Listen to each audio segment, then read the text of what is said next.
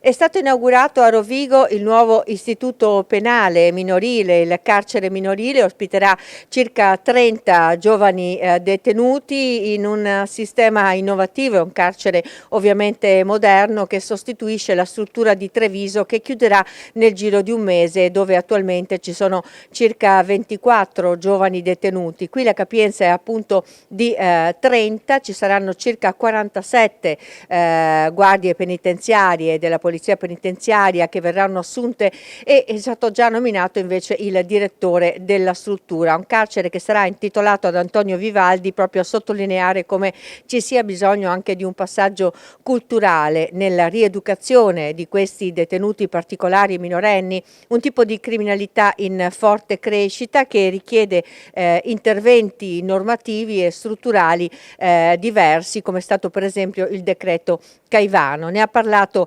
inaugurando questa struttura il sottosegretario alla giustizia Andrea Ostellari. Una struttura moderna per anche delle necessità nuove di pensare a come fare la detenzione, ma anche redimere questi ragazzi.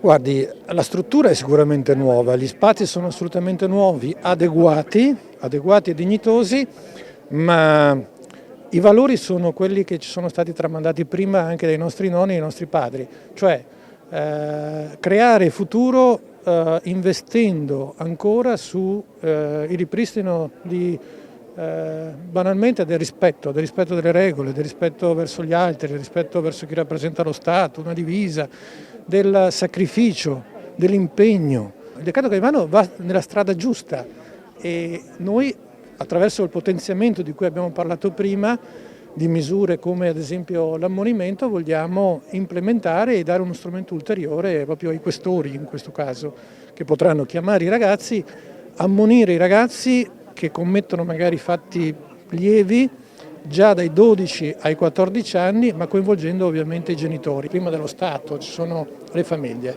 Ecco, in questo credo che l'opera di questo governo, già iniziata con il DL Caivano, sia meritoria e vada nella strada giusta. Un tema, quello della criminalità minorile, che interroga tutti. Ci si domanda se ci sia bisogno di regole nuove per affrontare un problema che emerge in ogni città.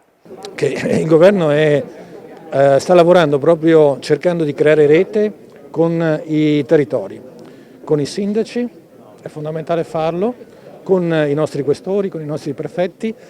Da Rovigo anche l'annuncio da parte della Regione Veneto dell'istituzione, come è già successo in Lombardia 6 mesi fa, di una struttura intermedia, una struttura a cavallo tra la detenzione e il livello socioassistenziale e sanitario, dove verranno ospitati dei giovani con problemi di dipendenze o dei problemi psicologici che hanno compiuto dei reati. Nel corso dei prossimi mesi apriremo in Veneto, grazie a una grande partecipazione della Regione del Veneto, oltre il 60% del contributo e il 40% da parte del Ministero della Giustizia, un centro di recupero, una comunità socioterapeutica ad alta integrazione sanitaria, e questo sarà uno strumento importante per intervenire su quella che è la criminalità giovanile, per intercettare anche precocemente quelle che possono essere le situazioni problematiche e spezzare la catena dei reati, perché questo è fondamentale.